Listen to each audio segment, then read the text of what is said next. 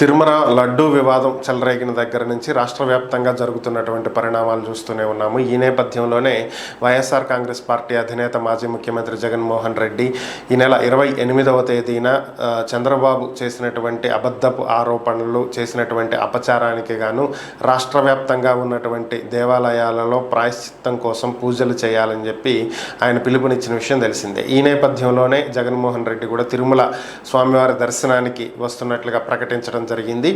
ఈ నేపథ్యంలో ఆయన ఈరోజు సాయంత్రం 4 గంటలకు తాడేపల్లి నుంచి బయలుదేరి గన్నవరం విమానాశ్రయానికి చేరుకుంటారు. అక్కడి నుంచి తిరుపతి రేణిగుంట విమానాశ్రయానికి వెళ్తారు. సాయంత్రం 7 గంటలకు తిరుపతి చేరుకున్నటువంటి ఆయన రేపు ఉదయం 10:20 తిరుమలలో స్వామివారిని దర్శించుకుంటారని చెప్పి ఆయన షెడ్యూల్ ప్రకటించడం జరిగింది. ఈ నేపథ్యంలో ఇప్పటికే లడ్డు వివాదం విషయం చెలరేగుతున్నటువంటి నేపథ్యంలో తిరుమలలో రోజు ఎవరో ఒకరు నిరసనలు తెలియజేస్తూనే ఉన్నారు, ర్యాలీలు నిర్వహిస్తూ ఉన్నారు.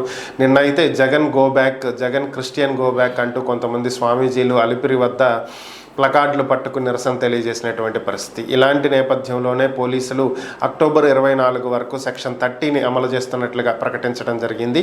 పోలీసుల అనుమతి లేకుండా ఎవరూ కూడా సభలు, ర్యాలీలు, నిరసనలు, ధర్నాలు తెలియచేయడానికి వీల్లేదని, అలా చేస్తే చట్టపరంగా చర్యలు తీసుకుంటామంటూ పోలీసులు తెలియజేశారు.